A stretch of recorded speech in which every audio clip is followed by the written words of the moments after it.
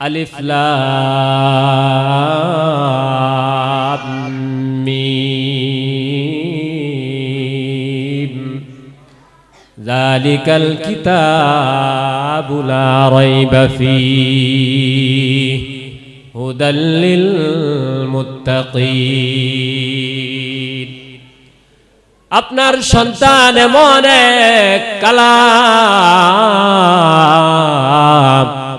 শিক্ষা গ্রহণ করার জন্য আপনি মাদ্রাসার মধ্যে প্রেরণ করেছেন, যে কালামের ব্যাপারে মাওলা পাক তার কালামের শুরুতেই ঘোষণা করতেছেন, এটা এমন এক কালাম তুমি অধ্যয়ন করবা, শিক্ষা গ্রহণ করবা, যে কালামের শুরু থেকে শেষ পর্যন্ত, আলিফ থেকে ইয়া পর্যন্ত, সূরা ফাতিহা থেকে সূরা নাস পর্যন্ত একটা নুকতা ভুল হওয়ার সম্ভাবনা নাই। বলেন সুবহানাল্লাহ। পৃথিবীর মধ্যে যত বড় বড় লেখক আছে, যত বড় লেখকই সে হোক না কেন, সে যখন তার কোনো কিতাবাদি লিপিবদ্ধ করে, কোনো বই লেখা করে, কোনো বই লেখা শেষ হওয়ার প্রান্তে প্রান্তে তার লেখা থাকে ভুল হওয়া স্বাভাবিক। কোনো ভুল যদি হয়ে থাকে সেটা সম্পর্কে আমাদেরকে অবগত করবেন, দ্বিতীয় সংস্কারে সেটাকে সংশোধন করে দেওয়া হবে। কিন্তু আপনার সন্তানকে, আমার সন্তানকে এমন এক কালাম শিক্ষা দেওয়ার জন্য আপনারা মাদ্রাসার মধ্যে প্রেরণ করেছেন, যে কালামের শেষে মাওলা পাক বলেন নাই, শুরু থেকেই বলতেছেন এটা এমন এক কালাম যে কালামের শুরু থেকে শেষ পর্যন্ত একটা নুকতা পর্যন্ত ভুল হওয়ার সম্ভাবনা নাই। বলেন সুবহানাল্লাহ। শুধু এতটুকুই নয়, আল্লাহর হাবিব সরকারে দো আলম নবী মুস্তাফা সাল্লাল্লাহু আলাইহি ওয়াসাল্লামের পরে এখন পর্যন্ত 1400 বছরের উপরে অতিক্রম করেছে, এখন পর্যন্ত কোনো পণ্ডিত, কোনো মহাপণ্ডিত পর্যন্ত একটা জের জবর পর্যন্ত ভুল ধরতে পারে না। কথা বলেন ঠিক কিনা? পৃথিবীর মধ্যে যত কিতাবাদি আছে, যত বইগুলো আছে, সমস্ত ডিগ্রি যদি আপনি অর্জন করেন, কোথাও লেখা নাই একটা অক্ষর তিলাওয়াত করলে তোমার আমল নামায় 10টা সওয়াব হবে। কিন্তু আপনার সন্তানকে এমন এক কালাম শিক্ষা দিতেছেন, এটার সময় বেদে, প্রকার বেদে এটার সওয়াব বৃদ্ধি পেতে থাকে। রমজান ব্যতীত যদি একবার একটা অক্ষর কেউ উচ্চারণ করে, তাহলে 10টা সওয়াব তার আমল নামায় লিপিবদ্ধ হয়ে যায়। বলেন সুবহানাল্লাহ। আর যদি কেউ রমজানে সেটাকে তেলাওয়াত করে, তাহলে 10 থেকে 70 পর্যন্ত, এমনকি 700 পর্যন্ত, এমনকি আল্লাহ তাআলা বলেন আমি তার আমল নামায় এতটা সওয়াব দিব যে সওয়াবটা সে গণনা করে শেষ করতে পারবে না। বলেন সুবহানাল্লাহ। এটা হলো আল্লাহ তাআলার কালামের ভাষা, আর রাসূলের হাদিস দ্বারা প্রমাণিত হলো আল কুরআন। যে তেলাওয়াত করবে, মান ক্বারা আল কুরআন ফাস্তাযহারাহু ফাআহাল্লা হালালাহু ওয়া হাররামা হারামাহু আদখালাহুল্লাহুল জান্নাহ। কেউ যদি এই কালামকে আয়ত্ত করে, এই কালাম অনুযায়ী আমল করে, তাহলে আল্লাহ তাআলা তাকে জান্নাতে পৌঁছাবেন। শুধু এতটুকুই নয়, যে 10 জন জাহান্নামী, যে 10 জন ব্যক্তির ব্যাপারে জাহান্নাম ওয়াজিব হয়ে গিয়েছে, এমন 10 জন জাহান্নামীকে ওই কালাম হাফেজে কুরআন সুপারিশ করে করে জান্নাত পর্যন্ত পৌঁছে দিবে। বলেন সুবহানাল্লাহ। দুনিয়ায় থাকাকালীন সময়ে সুলতান মাহমুদ গজনবী, যিনি আফগানিস্তানের শাসক ছিলেন, সৎ ন্যায় পরায়ণ একজন শাসক ছিলেন, তিনি যখন শাসন ক্ষমতা পরিচালনা করতেছেন, রাস্তা দিয়ে হাইটা হাইটা যাইতেছেন, তার সাথে রাজা প্রজা উজির নাজির তার সংসদ বর্গের যত মানুষগুলো আছে তার সাথে চলতেছে। হঠাৎ করে তার সামনে দিয়ে তালেব ইলম হেঁটে যাচ্ছে। সুলতান মাহমুদ গজনবী দাঁড়ায় গেলেন, ছাত্রদেরকে সালাম দিলেন। তার সাথে যে মানুষগুলো ছিল ওই মানুষগুলো আশ্চর্য হয়ে গেল। কোথায় এলাকার মানুষ, আশেপাশের মানুষ। সালাউদ্দিন সুলতান মাহমুদ গজনবী রহমতুল্লাহি আলাইহি হেঁটে গেলে মানুষগুলো দুই পাশে সারিবদ্ধভাবে দাঁড়িয়ে যায়, সালাম দেয়, মত বিনিময় করে, কথাবার্তা বলে, ভালো মন্দ জিজ্ঞাসা করে। আর ওই জায়গায় একজন রাজা হয়ে, বাদশাহ হয়ে তালেবে এলেম হেঁটে হেঁটে যাইতেছে। আর সে তাদেরকে সাইড দিয়ে রাস্তা অতিক্রম এক পাশে দাঁড়ায়া ওই তালেবে এলেমদেরকে সালাম দিতেছে। বলেন সুবহানাল্লাহ। সমস্ত সাথী বর্গগুলো জিজ্ঞাসা করলেন, ওগো রাজা, ওগো বাদশাহ সাহেব, আপনার থেকে এমন কাজ আমরা কখনো আশা করি নাই। আপনি কেন দাঁড়ায় গেলেন? আপনি কেন তালেবে ইলমদেরকে সালাম দিলেন? আপনি কেন সাইড দিয়ে এক সাইডে চলে গেলেন, এক পাশে চলে গেলেন? তাদেরকে কেন সুন্দর রাস্তা করে দিলেন? আপনি হাঁটা কেন বন্ধ করে দিলেন? সুলতান মাহমুদ গজনবী রহমতুল্লাহি আলাইহি বলেন, আমি এই ঘটনাটা তোমাদের কাছে প্রকাশ করতে চাই নাই, যেহেতু তোমরা জানতে চেয়েছ আমি তোমাদেরকে ঘটনাটা উপস্থাপন করি। সুলতান মাহমুদ গজনবী রহমতুল্লাহি আলাইহি বলে, ওগো আমার সম্প্রদায়ের লোকেরা, ওগো আমার সংসদের লোকেরা, লক্ষ্য করে শোনো, আমি 12 বৎসর পর্যন্ত এমন কোন নামাজ পড়ি, এমন কোন নামাজ নাই যে আমি পড়ি নাই। আমার প্রত্যেক দিন রাতের বেলা নিয়ম হলো, আমি যখন ঘুমাইতে যাই সুন্নত তরিকায় ডান পাশে দোয়া পড়ে আমি ঘুমাই, রসুলের উপর দুরূদ পড়ে ঘুমাই। শেষ রাত্রে তাহাজ্জুদ নামাজের মধ্যে কান্নাকাটি করে বলি, ওগো আল্লাহ, হাদিসের মধ্যে শুনেছি, হাদিসের মধ্যে পড়েছি, এই চক্ষু, যে চক্ষু দিয়ে একবার কেউ রসুলকে স্বপ্ন যুগে দেখবে, ওই চক্ষু কখনো জাহান্নামের আগুন স্পর্শ করবে না। বলেন সুবহানাল্লাহ।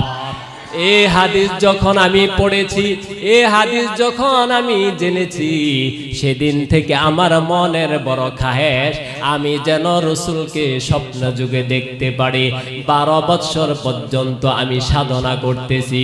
আমি মক্কায় গিয়ে রসুলের রওজা পাকের মধ্যে দাঁড়ায়া দাঁড়ায়া সালাম দেই, আসসালামু আলাইকা ইয়া রাসূলুল্লাহ। একবার নয়, একাধিকবার আমি সালাম দিয়েছি। একাধিকবার তাহাজ্জুদ পড়ে মুনাজাতের মধ্যে কান্নাকাটি করে রসুলকে স্বপ্ন দেখার জন্য চেষ্টা, এমন কোনো চেষ্টা নাই আমি করি নাই। 12 বৎসর পর্যন্ত চেষ্টা করলাম, একটা রাত্রেও রসুলকে স্বপ্ন দেখতে পারলাম না। একদিনের ঘটনা ভালো করে শোনো। রাস্তা দিয়ে আমি কয়েকজন লোক নিয়ে, দলবল নিয়ে হেঁটে যাইতেছি। এমন সময় দেখি একটা মুরার মধ্যে সরকারি যে বাল্ব, সরকারি যে লাইটের ব্যবস্থা থাকে, এমন একটা লাইটের ব্যবস্থা আছে। আর ওই লাইটের নিচে বসে বসে কে যেন কালাম তেলাওয়াত করতেছে, কে যেন রসুলের হাদিস তেলাওয়াত করতেছে। আমি যখন কাছে গেলাম, গিয়ে তাকে জিজ্ঞাসা করলাম, তোমার বাড়ি কোথায়, তোমার ঘর কোথায়? ওই তালেবে ইলম বলে, আমার ঘর হলো অমুক গ্রামের মধ্যে। এখানে কেন আসছো? সে বলে, বাড়িতে হারিকেন জ্বালানোর মতো তেল আমার ঘরের মধ্যে নেই।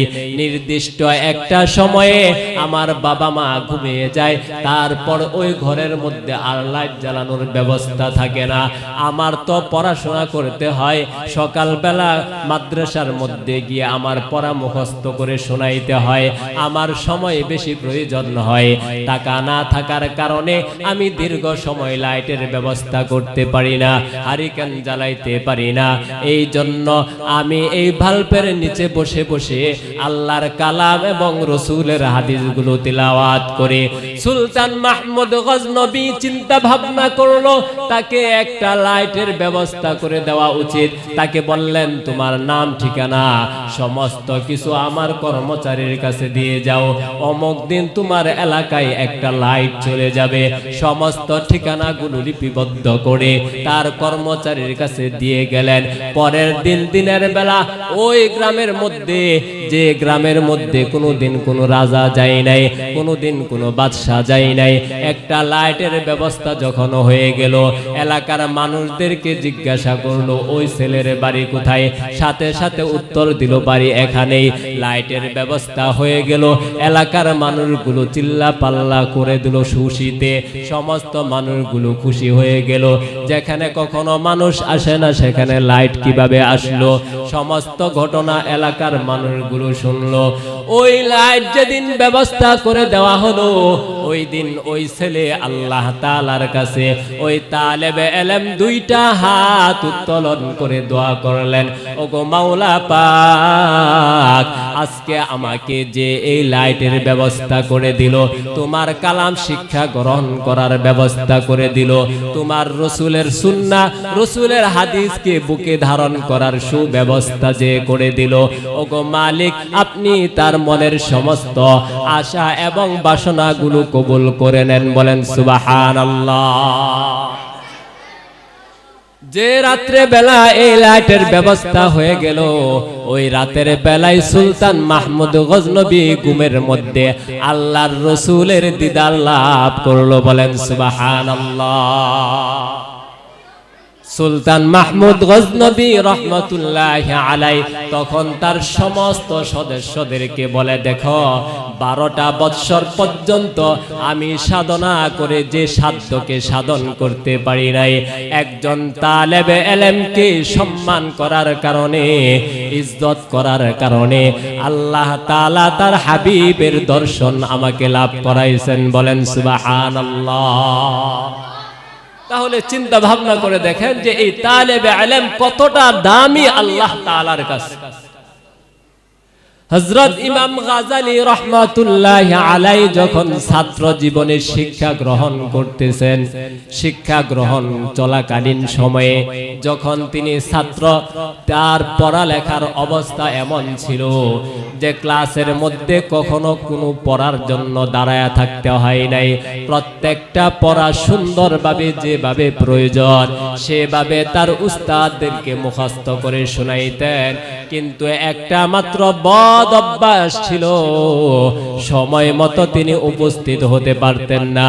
উস্তাদ জিজ্ঞাসা করলেন ইমাম গাযালী, তখন পর্যন্ত ইমাম গাযালী হন নাই, তখন পর্যন্ত তিনি গাযালী, ইমাম জমানার ইমাম তখন পর্যন্ত হয় নাই।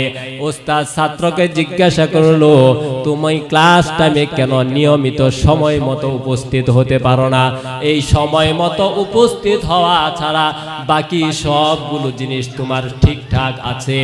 ইমাম গাযালী রহমতুল্লাহি আলাইহি উত্তর দেন, ওগো আমার উস্তাদ, আমি যখন আমার বাড়ি থেকে বের হই, আমি যখন রাস্তার মধ্যে পাড়া দেই, পাড়া দেওয়ার সময় দেখি পাখিগুলো তাদের পাখাগুলো জমিনের মধ্যে রাস্তার মধ্যে বিছায়া দেয়, বলেন সুবহানাল্লাহ। ইমাম গাযালী রহমতুল্লাহি আলাইহি বলেন যে আমি যদি পাটাকে জুড়ে ফেলাই তাহলে ওই পাখিগুলোর পাখা ভেঙে যাওয়ার সম্ভাবনা আছে। এই চিন্তা ভাবনা করে আমি আমার পাটাকে আস্তে আস্তে জমিনের মধ্যে ফেলাই, যেন ওই পাখিগুলোর ডানা পাখিগুলোর পাখা যেন ভেঙে না যায়। ইমাম গাযালী রহমতুল্লাহি আলাইহির উস্তাদ বলে, ওগো আমার প্রিয় ছাত্র, আমি বুঝতে পেরেছি তোমার ভিতরে কোন ধরনের ইলম আল্লাহ তাআলা দিয়েছেন। তালিবে ইলমকে লক্ষ্য করে বলে, ওগো আমার প্রিয় ছাত্র, তুমি যে পাখির ডানা দেখো, পাখির পাখা দেখো, সেটা সাধারণ কোনো পাখির পাখা নয়, সাধারণ কোনো পাখির ডানা নয়। তুমি ওইটার উপরে দৌড়াইলেও ওই পাখাগুলো ভাঙবে না, ওই পাখাগুলো ফেরেশতাদের পাখা, বলেন সুবহানাল্লাহ। রসুলের হাদিস দ্বারা প্রমাণিত একজন তালেবে ইলম যখন দ্বীন শিক্ষা করার জন্য বের হয়ে যায়, এর দুনিয়ার মধ্যে আল্লাহ তাআলার যত সৃষ্টি রয়েছে সমস্ত সৃষ্টিগুলো ওই তালেবে ইলমের জন্য দোয়া করতে থাকে, বলেন সুবহানাল্লাহ। তাহলে বলেন পৃথিবীর মধ্যে সর্বশ্রেষ্ঠ সন্তান কারা? যারা তালেবে ইলম, যারা দ্বীন শিক্ষা গ্রহণ করেন, যারা রাসূলের সুন্নাহ রাসূলের আদর্শকে বুকে ধারণ করেন, যারা রাসূলের হাদিস শিক্ষা গ্রহণ করেন, যারা আল্লাহ তাআলার কালাম শিক্ষা করেন, তারা হলো পৃথিবীর মধ্যে সর্বশ্রেষ্ঠ জাতি। এই সর্বশ্রেষ্ঠ জাতি আল্লাহ তাআলাকে চিনার মাধ্যম হলো আল্লাহ তাআলার কালাম। এই কালাম যদি আপনার বুকের মধ্যে থাকে, আপনার কলবের মধ্যে থাকে, তাহলে আপনি কখনো পথভ্রষ্ট হবেন না। আর এই কালাম যদি আপনার কলবের মধ্যে না থাকে, তাহলে আপনি যে কোনো মুহূর্তে যে কোনো সময় পথভ্রষ্ট হয়ে যাওয়ার সম্ভাবনা আছে। যেমন মনে করেন আপনি স্বর্ণ চিনেন না, আপনি দোকানে গেলেন স্বর্ণ কেনার জন্য, আপনাকে যদি দোকানদার সিটি গোল দিয়ে বলে যে এটা স্বর্ণ, আপনাকে ধরে নিতে হবে যে এটাই মনে হয় স্বর্ণ, কারণ আপনি স্বর্ণ চিনেন না। কথা বলেন ঠিক কিনা? তেমনি ভাবে আপনার ভিতরে যখন রাসূলের হাদিস না থাকবে, যাচাই বাছাই করার কোষ্টি পাথর যখন আপনার ভিতরে না থাকবে, তখন আপনাকে আয়েশা যদি একজন বলে যে অমুক তো নবী দাবি করেছে, কাদিয়ানী নবী দাবি করেছে, সে নবী, আপনি বিশ্বাস করে নেবেন হ্যাঁ সেই নবী। বিভিন্ন ধরনের বিভিন্ন প্রপাগান্ডা, বিভিন্ন আয়াতকে বিকৃত করে বলবে, আপনি সেটাকে বিশ্বাস করে নেবেন, কারণ আপনার কালাম সম্পর্কে ধারণা নাই, রাসূলের হাদিস সম্পর্কে আপনার ধারণা নাই। এই কারণে যা বলবে আপনি সেটাকেই বিশ্বাস করে নেবেন, সেটাকেই মেনে নেবেন। এই মিথ্যা ভ্রান্তি থেকে যদি আপনি বাঁচতে চান, তাহলে আপনাকে রাসূলের হাদিস এবং আল্লাহ তাআলার কালামকে বুকে ধারণ করতে হবে। আর যদি বুকে ধারণ করতে না পারেন, তাহলে আপনি যে কোনো সময় পথভ্রষ্ট হয়ে যাওয়ার সম্ভাবনা আছে। আপনি ইতিহাস যদি তালাশ করেন, বহুত আবেদ ধ্বংস হয়ে গিয়েছে, সে কালামকে না জানার কারণে পথভ্রষ্ট হয়ে গিয়েছে। বিভিন্ন সময় তার কালামকে না জানার কারণে, কালামকে জানলে কি হয়? কালামকে জানলে রবকে চিনা সহজ হয়। বলেন কালাম জানলে কি হয়? রবকে চিনা সহজ হয়, রবকে মানা সহজ হয়। কেন মানা সহজ হয়? আল্লাহ তাআলা বলেন আলা ইন্না আউলিয়া আল্লাহি লা খাউফুন আলাইহিম ওয়া লা হুম ইয়াহজানুন, যে আল্লাহ তাআলাকে সব থেকে বেশি ভয় করে আউলিয়া উলামা ইকরাম যারা আছেন, তারা আল্লাহ তাআলাকে ভয় করেন। কথার কথা, এখান দিয়ে যদি আপনি জানেন যে রাস্তার মধ্যে কাচের টুকরা পড়ে আছে অথবা কাটা পড়ে আছে, তখন আপনি পা যখন ফেলবেন খুব চিন্তা ভাবনা করে নিরাপদ জায়গাটা দেখে তারপর আপনি পা ফেলবেন। আর কাচের উপর যদি কেউ ছাই দিয়ে রাখে অথবা বালি দিয়ে রাখে, সেটাকে যদি আপনি না দেখেন, আপনি নিঃসন্দেহে চিন্তা ভাবনা ছাড়া দৌড়াইতে থাকবেন। আর আপনি সেখানে অ্যাক্সিডেন্ট হওয়ার এবং রক্তাক্ত হওয়ার, ক্ষত বিক্ষত হওয়ার সম্ভাবনা আছে কিনা বলেন? নিঃসন্দেহে আপনার পা আঘাতপ্রাপ্ত হবে, রক্ত বের হবে। এই জন্য আপনাকে কালাম শিখতে হবে। এই কালাম যদি আপনি আয়ত্ত করেন, আল্লাহ তাআলা তার কালামের মধ্যে বলেন কুল হাল ইয়াস্তাউিল্লাযীনা ইয়ালামুনা ওয়াল্লাযীনা লা ইয়ালামুন। আল্লাহ তাআলা বলেন যে জানে এবং যে জানে না, তারা দুইজন কখনো সমান হতে পারে না। যে জানলো আর যে জানলো না, সে কখনো সমান হতে পারে না। এটা যদি দুনিয়ার হাইসিয়ত, দুনিয়ার শিক্ষাগত দিক দিয়েও বিবেচনা করেন, তাহলেও আপনি বলবেন যে জানলো এবং যে জানলো না সে সমান না। আর আল্লাহ তাআলা তার কালামের ব্যাপারে বলতেছেন যে এই কালাম যে জানলো সে আমার কাছে সব থেকে সম্মানিত, আর এই কালাম যে জানলো না সে আমার কাছে সব থেকে নিকৃষ্ট। এই কালামকে যদি আপনি মুহাব্বত করেন, কালামের ব্যাপারে একজন কাঠুরিয়ার ঘটনা আপনারা শুনেছেন। সারা দিন কাঠ কাটার পর বিকাল বেলা যখন সে ঘরের মধ্যে প্রবেশ করত, ঘরের মধ্যে প্রবেশ করার পর সে তার কালাম কখনো তিলাওয়াত করতে পারত না। ওই কালামটাকে বুকের মধ্যে ধরে আল্লাহ পাকের কাছে বলতো হাদা কালাম রব্বি, এটা আপনার কালাম। কিন্তু দুঃখের বিষয় হলো, কষ্টের বিষয় হলো, আমি আপনার কালাম শিক্ষা গ্রহণ করতে পারলাম না, পড়তে পারি না। এই কথা বলে বলে তার চোখ দিয়ে পানি গড়ায়া গড়ায়া জমিনের মধ্যে পড়তো। এটা একদিনের ঘটনা নয়, প্রত্যেক দিন তার এইভাবে কাটতো। আর আল্লাহ তাআলার কাছে কান্নাকাটি করতো, চোখের মধ্যে লাগাইতো, ঠোঁটের মধ্যে লাগাইতো, আর চুমা খাইতো, আর আল্লাহ তাআলাকে মোহাব্বত করতো, আর বলতো এই কালাম আমি আয়ত্ত করতে পারি নাই। এই কালামের সাথে যার সম্পর্ক হয়ে যায়, তার সম্পর্ক মালিকের সাথে হয়ে যায়। এই কালামের সাথে একটা কাপড় যখন লেগে যায়, ওই কাপড়টাকে পর্যন্ত চুমা দেয়। এই কাপড়টা যখন কালামের সাথে লেগে যায়, ওই কালামের উপরের কাপড়টাকে সালাম করে, ওইটাকে যত্ন করে রত্ন করে রেখে দেয়।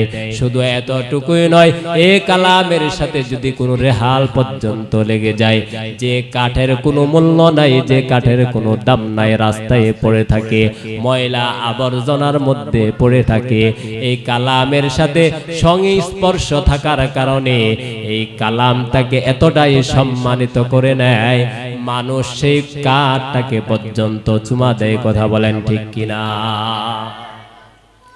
এই জন্য এই কালামকে যদি কেউ মহাব্বত করে, এই কালামকে যদি কেউ ভালোবাসে, এই কালামকে যদি কেউ আঁকড়ে ধরে, এই কালাম তাকে জান্নাত পর্যন্ত পৌঁছে দিবে। এই কালামকে কেউ যদি ভালোবাসে, আল্লাহর রাসূল সরকারে দু আলম নবী মুস্তাফা সাল্লাল্লাহু আলাইহি ওয়াসাল্লাম বলেন, একজন ছাত্র যখন কালাম শিক্ষা গ্রহণ করার জন্য মাদ্রাসা থেকে মাদ্রাসার মধ্যে আসে, আর তার বাবার জন্য তার বাবার কবরের পাশের মধ্যে দাঁড়ায়া দাঁড়ায়া বলে, রব্বির রাহমহুমা কামা রব্বায়ানি সগীরা, এই দোয়া করে যখন মালিকের দরবারে কান্নাকাটি করে, আল্লাহ তাআলা ওই বান্দার কবরের আযাব পর্যন্ত মাফ করে দেয়। বলেন সুবহানাল্লাহ।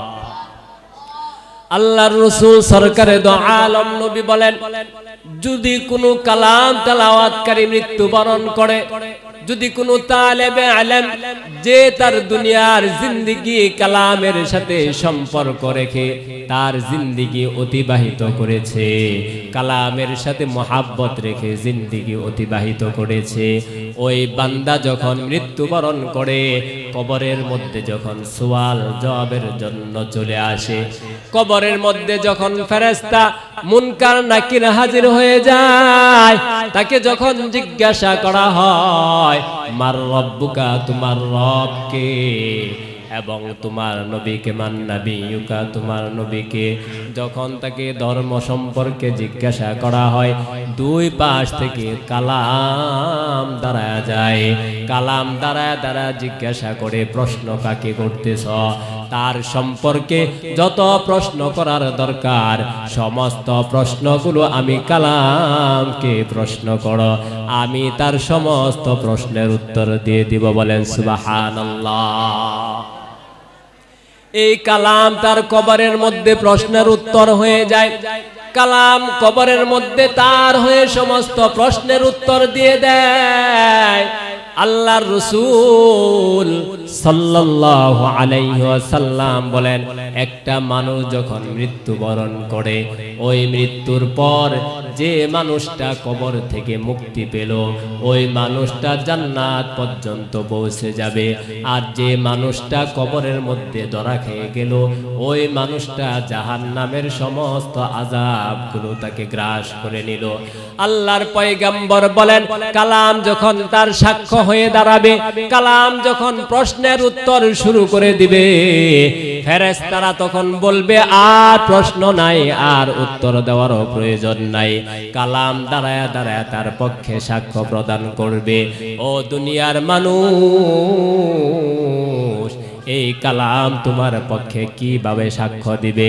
যখন তুমি কালামকে মুখস্থ করবা, কালাম অনুযায়ী জীবন যাপন করবা, কালাম অনুযায়ী তোমার জিন্দেগিটাকে সাজাইবা, তখন যখন তুমি কবরের মধ্যে চলে যাইবা, কালাম তোমার পক্ষ থেকে সমস্ত প্রশ্নের উত্তর দিবে।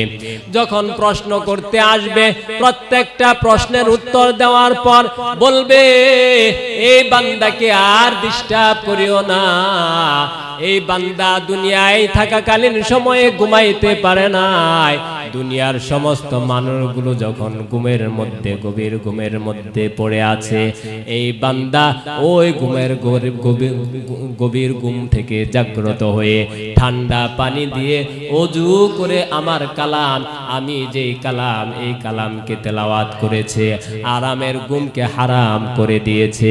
শীতের বেলায় শীতের দিনে এবং রাতে মানুষগুলো যেখানে ওযু করতে সাহস পায় না, আমি কালামকে তেলাওয়াত করার জন্য এই বান্দা ঠান্ডা পানি দিয়ে কষ্ট করে ওযু করেছে। আজকে তাকে আরামের ঘুম ঘুমাইতে দাও, আজকে কোনো ধরনের সওয়াল জবাব করে তাকে কষ্ট দিবা না। কালাম তার সমস্ত প্রশ্নের উত্তর দিয়ে জান্নাতের যত নাজ নিয়ামত আছে সমস্ত নাজ নিয়ামত গুলো এই কবরের সাথে এমন ভাবে আল্লাহ তাআলা সংযুক্ত করে দিবেন, মনে হবে জান্নাতের সমস্ত নিয়ামত গুলো এই কবরের মধ্যে চলে আসছে। বলেন সুবহানাল্লাহ। এই কালামকে যখন আপনি মুহাব্বত করবেন, এই কালামকে যখন আপনি ভালোবাসবেন, এই কালামকে ভালোবাসার কারণে আপনাকে জান্নাত পর্যন্ত পৌঁছে দেওয়া হবে। এই কালামকে মুহাব্বত করার কারণে হাসরের ময়দানে যখন মানুষগুলো বিপদগামী হয়ে যাবে, মানুষগুলো বিপদের মধ্যে পড়ে থাকবে, মানুষগুলো বিপদের মধ্যে পড়ে কান্নাকাটি করবে, সমস্ত মানুষগুলো যখন হায় আফসুস বলে ছুটাছুটি করতে থাকবে, কোনো প্রান্ত তারা খুঁজে পাবে না, শুধু দিক বিদিক ছুটতে থাকবে, ঘুরতে থাকবে, মানুষগুলো পাগলের ন্যায় ঘুরতে থাকবে, মানুষগুলো মজনুন হয়ে যাবে। আল্লাহ তাআলা তার কালামের মধ্যে বলেন, ইয়া আইয়ুহান নাসুত্তাকু রাব্বাকুম ইন্না জালজালাতাস সাআতি শাইউন আযীম ইয়াওমা তারাউনাহা তাযহালু কুল্লু মুরদিআতিন আম্মা আরদাআত ওয়া তাদউ কুল্লু যাতি হামলিন হামলাহা ওয়া তারান নাসা সুকারা ওয়া মা হুম বিসুকারা ওয়ালাকিন্না আযাবাল্লাহি শাদীদ। আল্লাহ তাআলা বলেন, ও দুনিয়ার মানুষ, তোমার রবকে তুমি ভয় করো, তোমার মালিককে তুমি ভয় করো। কেন তোমার মালিককে ভয় করবা? ওই দিনকে কেন ভয় করবা? ইন্না জালজালাতাস সাআতি শাইউন আযীম, কিয়ামতের একটা ভয়ানক পরিস্থিতি আসবে, সেটাকে তোমরা ভয় করো। ওই ভয়ের দিনের অবস্থাটা পরের আয়াতের মধ্যে আল্লাহ তাআলা বলেন, মাতারাউনাহা তাযহালু কুল্লু মুরদিআতিন আম্মা আরদাআত ওয়া তাদউ কুল্লু যাতি হামলিন হামলাহা ওয়া তারান নাসা সুকারা। ওই দিন যে মানুষগুলো, যে মাগুলো তাদের সন্তানকে প্রসব করে দিবে, ওই সন্তান যে সন্তান পেটের মধ্যে গর্ভের মধ্যে ধারণ করেছিল, ওই সন্তানগুলো এত ভয়ানক পরিস্থিতি দেখার পর কিভাবে কোন দিক দিয়ে প্রসব করবে ওই মাগুলো বলতে পারবে না। ওই মাগুলো তার যে দুগ্ধ দানকারী সন্তানগুলো ছিল, ওই সন্তানগুলোকে ভুলে যাবে। ইয়াউমা তারাউনাহা তাযহালু কুল্লু মুরদিআতিন আম্মা আরদাআত ওয়া তাদউ কুল্লু যাতি হামলিন হামলাহা ওয়া তারান নাসা, এবং তোমরা দেখতে পারবে মানুষজন পাগলের ন্যায় ঘুরতে থাকবে, চতুর্দিকে শুধু ঘুরবে। ওয়া মা হুম বিসুকারা, তাদেরকে দেখতে মনে হবে তারা পাগল হয়ে গিয়েছে। আল্লাহর কালাম বলে কিন্তু তারা পাগল নয়, তারা দিশাহারা হয়ে কুল কিনারা না পেয়ে শুধু ঘুরতেই থাকবে। এমন মহা বিপদের সময়, এমন ভয়ানক পরিস্থিতিতে যখন মানুষগুলো এমন ভাবে ছুটতে থাকবে যে ছুটার কোনো শেষ থাকবে না, যে দিন মানুষগুলো ছোট্ট ছোট্ট বাচ্চা মানুষ যারা রয়েছে এখন পর্যন্ত যুবক হয় নাই, ওই মানুষগুলোর দাড়ি মুছ পর্যন্ত পেকে যাবে এই বিভীষিকাময় মুহূর্ত দেখার কারণে। শুধু এতটুকুই নয়, ওই দিনটা কেমন দিন হবে আল্লাহ তাআলা বলেন, সূর্যটাকে মাথার অর্ধ হাত উপরে টেনে আনা হবে, নামিয়ে আনা হবে, জমিনটাকে তামা করে দেওয়া হবে, নিচে জমিনটা তামা থাকবে আর উপরের মধ্যে আপনার সূর্য থাকবে। চিন্তা করেন তাপ প্রখরতা আপনার উপর কতটা বেশি হবে। ওই তাপ এবং প্রখরতার কারণে আল্লাহর রাসূলের হাদিস থেকে প্রমাণ হয় মানুষের গুনাহ অনুযায়ী ওই মানুষগুলো গুনার গামের মধ্যে ঘামতে থাকবে। ওই গামগুলো মানুষকে কাউকে কাউকে টাকনু পর্যন্ত আক্রমণ করবে, কাউকে কাউকে হাঁটু পর্যন্ত আক্রমণ করবে, কাউকে কাউকে কোমর পর্যন্ত গ্রাস করে নিবে, কাউকে কাউকে গলা পর্যন্ত গ্রাস করে নিবে, ইলা রুকবাতাইহি ইলা কাবাতাইহি ইলা উযুনাইহি, কারো কারো এই নাক পর্যন্ত গামের পানি স্পর্শ করে ফেলবে, অর্থাৎ গামের সাগরের মধ্যে নদীর মধ্যে দাঁড়ায়া থাকবে। শুধু এতটুকুই নয়, আম্মা জান আয়েশা সিদ্দিকা রাদিয়াল্লাহু তাআলা আনহা থেকে হাদিস বর্ণিত, আম্মা জান আয়েশার সামনে আল্লাহ তাআলা হাদিসটি রওয়ায়াত করতেছেন, বর্ণনা করতেছেন। ও আম্মা জান আয়েশা জিজ্ঞাসা করলেন, যখন হাদিস বর্ণনা শেষ হয়ে গেল, হাদিসের ভাষ্যটা এমন ছিল, আল্লাহর রাসূল বলেন, ও আয়েশা, হাসরের ময়দানটা এত কঠিন হবে, ওই হাসরের ময়দানের মধ্যে কিছু কিছু মানুষ উলঙ্গ অবস্থায় উপস্থিত হবে।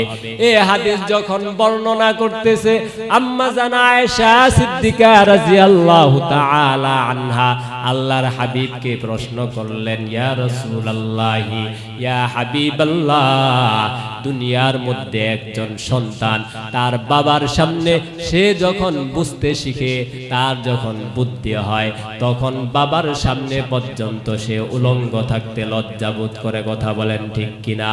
ওই সন্তানকে বাবা পর্যন্ত বিবস্ত্র অবস্থায় আর গোসল করাইতে পারে না। ওগো আল্লাহর রাসূল, হাসরের ময়দানে শুধু আপনার উম্মত থাকবে না, আল্লাহ তাআলার যত সৃষ্টি হাসরের ময়দানে আছে সমস্ত সৃষ্টিগুলোকে সেখানে উপস্থিত করা হবে।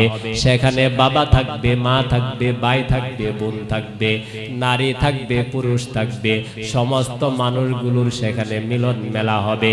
এতগুলো মানুষের সামনে একটা মানুষ কিভাবে বিবস্ত্র হয়ে দাঁড়াবে?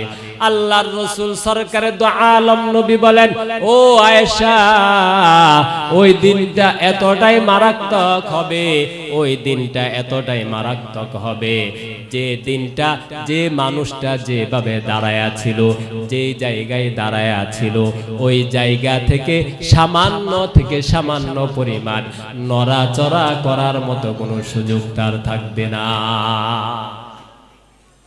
একটা মানুষও এদিক সেদিক তাকানোর চিন্তা ভাবনা করতে পারবে না। আযাব এতটা ভয়াবহ হবে, সবাই শুধু ইয়া নাফসি করতে থাকবে।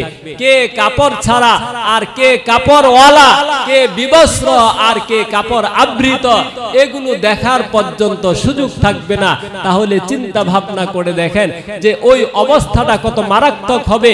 ওই মারাত্মক সময়ে, ওই কঠিন মুহূর্তে যে হাফেজে কুরআন থাকবে, আল্লাহ তাআলা ওই হাফেজে কুরআনকে তো জান্নাতে পৌঁছাইবেন এবং ওই হাফেজে কুরআনকে বলবেন যে তোমাকে সুযোগ দেওয়া হলো, অধিকার দেওয়া হলো, শুধু সুযোগ নয়, তোমাকে অধিকার দেওয়া হলো তোমার আত্মীয় থেকে, তোমার বাবা মা সহকারে এমন 10 জনের ব্যাপারে সুপারিশ করতে পারবা, যে 10 জনকে জাহান্নামে যাওয়ার জন্য আদেশ করা হয়েছে, ওই 10 জন আসামির ক্ষেত্রে তুমি সুপারিশ করো, তোমার সুপারিশ আমি আল্লাহ কবুল করে নিব। বলেন সুবহানাল্লাহ।